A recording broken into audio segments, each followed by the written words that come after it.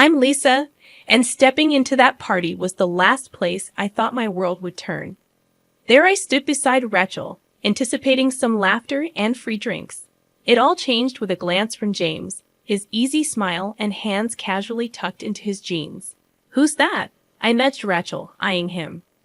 "That's James," she half shouted over the music. "Went to college with him. Real chill guy.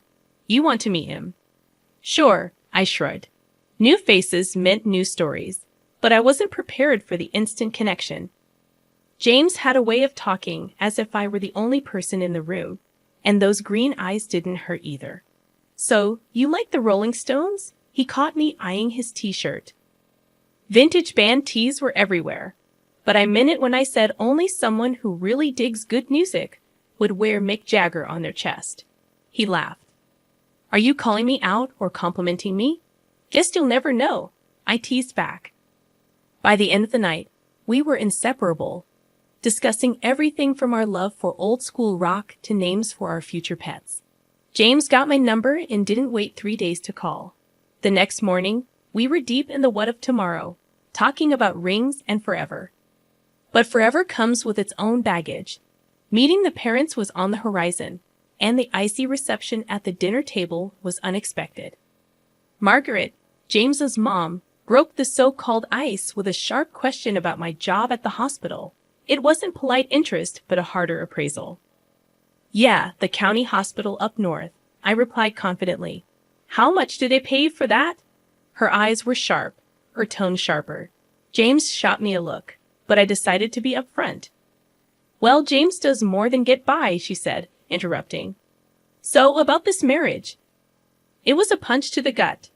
I didn't care about money, but the financial discussion had begun.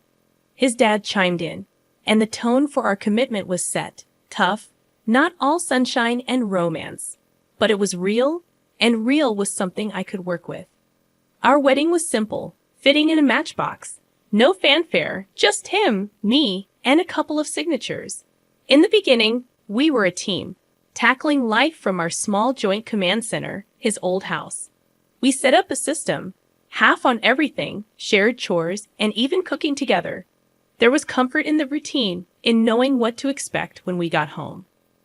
But reality is a tough customer. 4 months down the line, the teamwork was taking hits. Excuses rolled in, bad days stringing together like a lousy pearl necklace. What was meant to be equal started to weigh heavy on my side. The shared life felt more like a solo gig. 2 weeks of slugging it out on my own, and I finally snapped. I wasn't one to make a fuss, but living like this was unbearable. I confronted James, who walked in with headphones on, oblivious to the mounting tension. "James," I blurted out, unable to hide the annoyance in my tone. "What happened to sharing the load?" He looked at me, genuinely confused or exceptionally skilled at acting. "What are you on about, Lisa?" he asked, pulling off his headphones. "I spent nearly an hour scraping your dried-up yogurt off the coffee table this morning. It's like living with a toddler," I complained. He just shrugged, a nonchalant gesture, as if he didn't have a care in the world. "Chill out, will you? It's just a bit of a mess." "A bit of mess?" I called it quits. I stopped picking up his dirty socks, stopped doing his laundry. It was petty, but I was at my breaking point. Of course, that's when Margaret, his mother, decided to pop in unannounced. The perfect storm. "Look at this place," she said, her nose crinkling as if she'd found a rotten egg. I tried to keep cool, offered her tea, but she was on the warpath. "James, this is no way for a man to live," she said sternly, eyes fixed on me. "I didn't raise you to be living in a pigsty." I took a deep breath, trying to keep my voice steady. "Margaret, it's a 2-person job, and I've been doing it solo." "I'm not his maid. You're his wife," I retorted. "A wife keeps a clean home?" She snapped back, missing the irony that I too had a full-time job. I felt my face flush with anger. "And what does a husband do, Margaret?" I snapped back.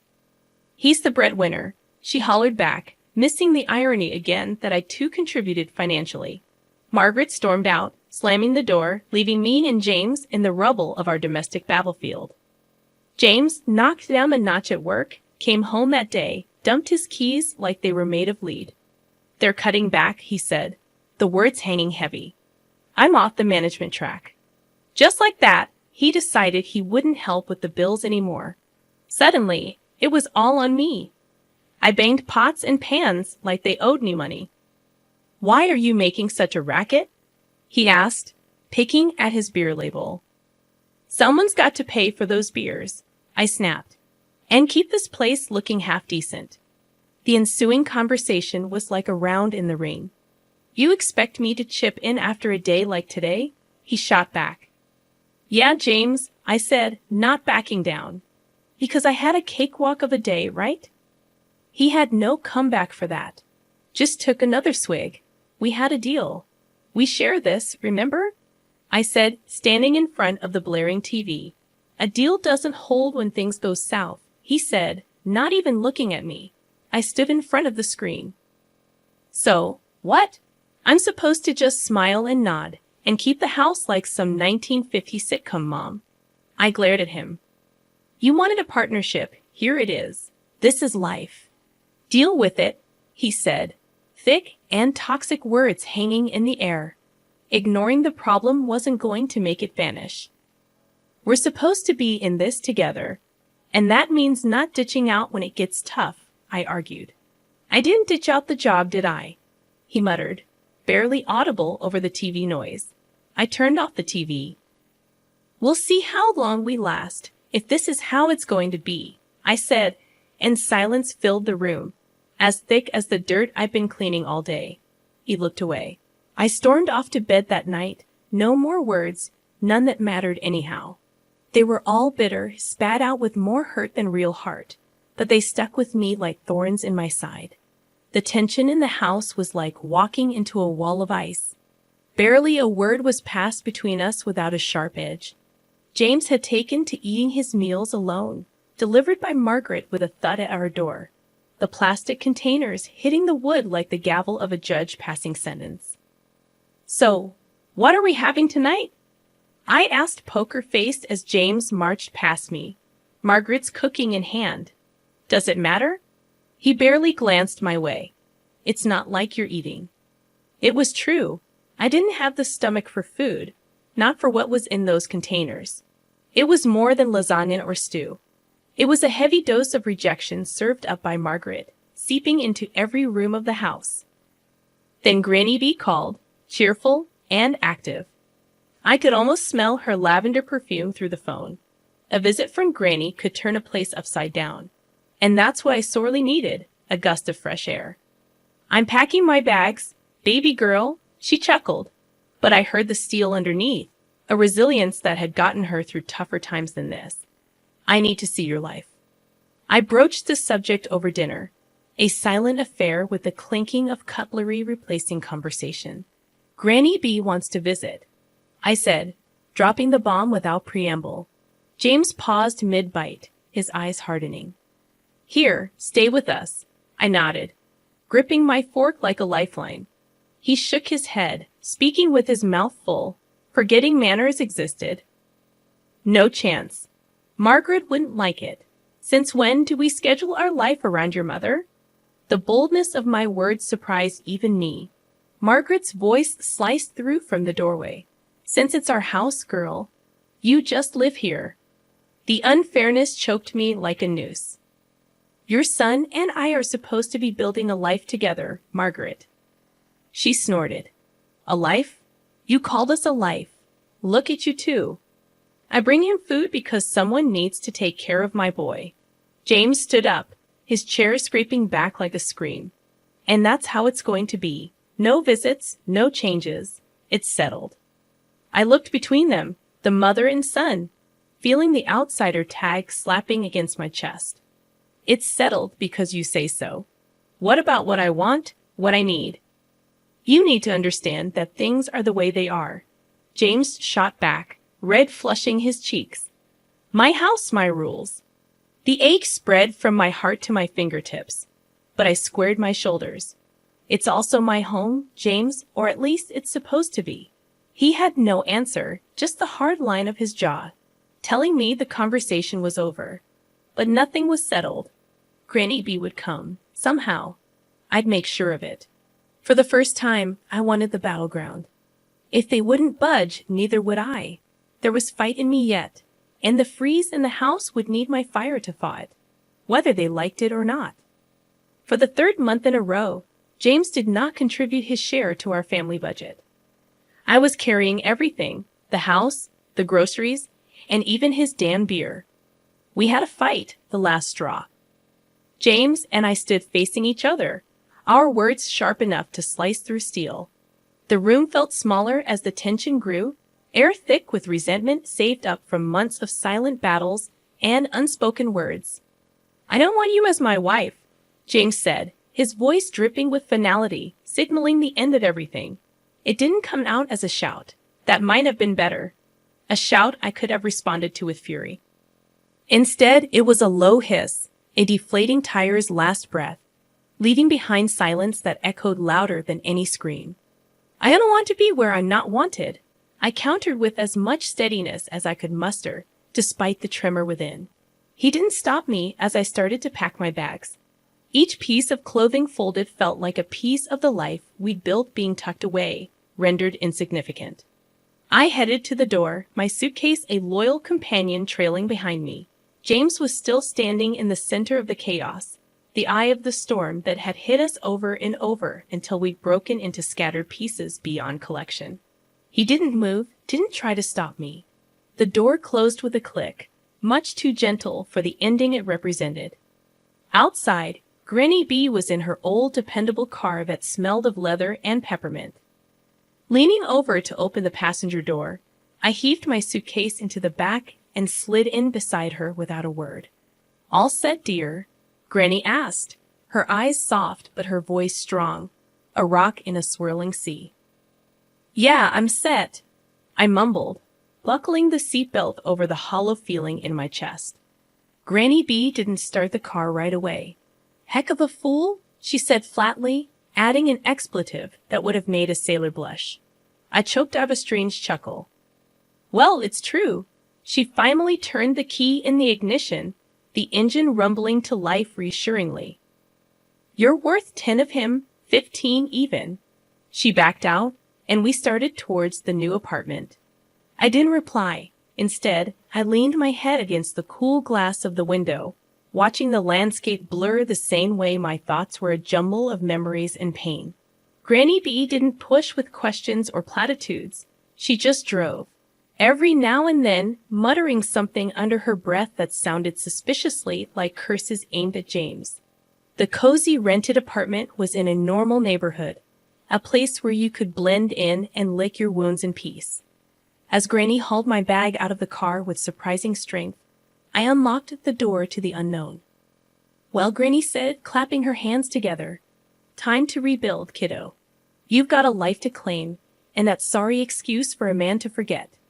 I nodded, feeling the very first flutter of something like hope in my chest. Breaking points, I realized, weren't just about endings. They were about beginnings too. Messy, painful, but real.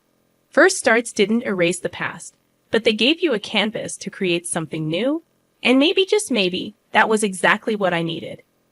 Granny B was sitting on my threadbare couch, her hands clasped over her knee, bouncing with what seemed like contained energy.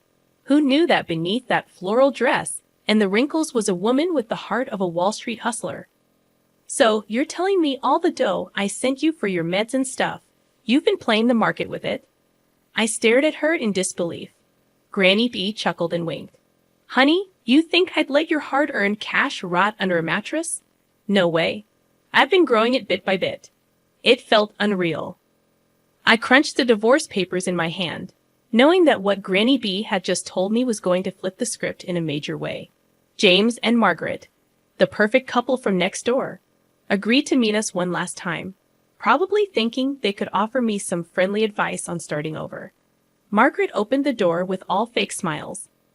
"Well, if it isn't the soon-to-be single lady, come in. We were just talking about you." James sat at the dining table, smirking without a care in the world. "Good of you to come by. We need to talk about the neighborhood now that you'll probably be moving somewhere more, affordable." I clenched my jaw, but remembered Granny's news. "I needed this, actually, James." I won't be going anywhere, Granny B piped up. She's got a juicy bit of news. Tell 'em, hun. I enjoyed the suspense, stretching their faces tight. Turns out, I got a little nest egg waiting for me. Granny's been smart with the money. James laughed harsh and loud. What, did you win the lottery or something, Granny B? Granny grinned, sharp as a tack. Better. I turned her spare change into a cool 2 million. The smiles fell off James and Margaret's faces like overripe fruit. 2 million. Margaret's voice came out strangled. Yep, and I don't plan to spend it on this neighborhood. My words felt heavy as I watched their painted-on warmth crumble. Granny slapped a hand on her thigh, triumphant. Ain't that something? Just when you think life's kicked you, it decides to kiss you instead. James started babbling something about how half of this money belongs to him. I burst out laughing, reminding him of the prenuptial agreement I had signed. At this moment, his mother would probably like to go back 6 months to destroy this paper. James and Margaret sat in silence, looking at us with puppy dog eyes. I couldn't help but relish the irony. We didn't linger much longer. There was nothing left to say. As we walked out, Granny B draped an arm around my shoulders. So what's first on the millionaire to-do list? She asked, squeezing me tight. First, I'm getting an ice cream, a big one with all the fixings. I said, the future suddenly bright and wide open. Granny let out a hearty laugh, the sound mingling with the promise of an unseen fortune, now seen and closer than ever. The phone rang again. I was pretty sure it was James trying his luck once more, but this time it went straight to voicemail. I had stuff to sort out and no desire to entertain that mess. I heaved a sigh, looking around my cramped apartment cluttered with memories, too many of them pinned to James and a shadow that loomed like a bad smell. Grandma, with her sharp eyes and a non-nonsense attitude, was right as rain. Why do you even keep that thing on? Grandma gestured at the phone with a scoff, busy shuffling through a pile of real estate listings. I shrugged and tossed the phone on the couch. Guess I'm too soft, squishy as an overripe tomato, she snorted. We need to get moving. I don't want James or his mama knocking on our door trying to weasel back into our lives when we barely shucked him off. I know, Grams. Thanks. I flashed her a grateful look. So, where to? She slapped a listing onto the kitchen table. It was circled and bold. Here, 2 bedrooms, cleaner air, away from unwanted pests. I skimmed the details. Looks decent, Grams. Any pizza joints nearby. The next day dawned fresh. We were off, the apartment ad in hand, and a skipping grandma step. The listing agent met us at the property, all smiles and slicked back hair reeking of too much aftershave. Welcome, ladies. He extended his hand right at Grandma. She eyed it like it was a dead fish, but shook it all the same. Cut to the chase. Hot shot. We're not here for pleasantries. I bit back a laugh as the agent's smile twitched. Of course, of course. He quickly unlocked the door. This way, please. The place was a gem compared to where we were. Good light, clean floors, and the air didn't hold any of James's cologne. Grandma handled it like she was born in a market stall. The price dropped. Terms changed. By the time we walked out, the agent looked 2 inches shorter. The move went smooth. Neighbors were quick to say hi. A couple of them inviting us over for beers and a barbecue. They asked about my story, but I kept it simple. I was done letting my past hitch a ride. The new place shaped up nice. I continued to work as a nurse, and Grandma found her corner for knitting and gossiping with Mrs. Ham from next door, who had more sass packed in her tiny frame than anyone I'd ever met. One evening, I grabbed a pizza from the new joint, of course, and headed home. As I flipped open the box, the steam carried that cheesy aroma up, and I couldn't help but smile. So we settled in, me and Grandma, our little team. The taste of fresh starts and thick crust pizza in the air, laughter from the neighbor's yard spilling in through our open window, and a sense of peace finally making itself at home. James and his empty promises faded into the background noise, just like the buzz of the city we'd left behind. I was looking forward, and the view was pretty damn good.